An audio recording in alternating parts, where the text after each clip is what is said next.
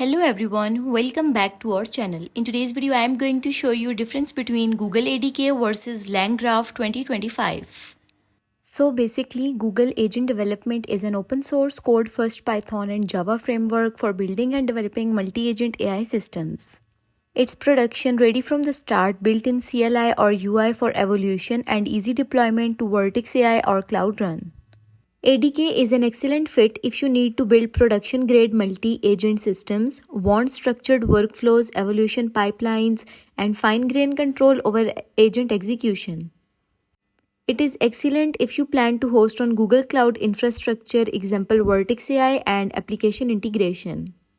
It requires interoperability with enterprise systems, BigQuery, Apigee, CRM tools, etc. It values model flexibility via Gemini, OpenAI, or Mistral support.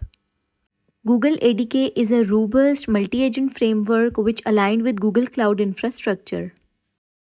While LangGraph is a graph-based AI agent framework built on top of LangChain, designed to create stateful, multi-step, reactive LLM applications like agents or chatbots.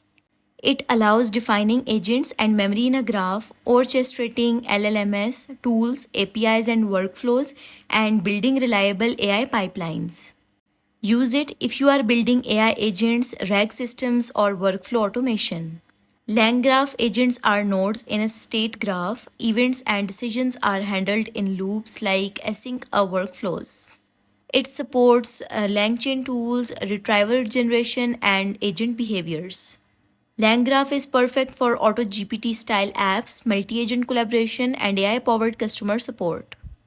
Choose LangGraph if you are building AI native apps, chatbots, assistants, or multi-agent frameworks. Choose it if you need full control over LLM behavior, tool use, and memory, and if you want to build a long-term AI product, not just a monetized app.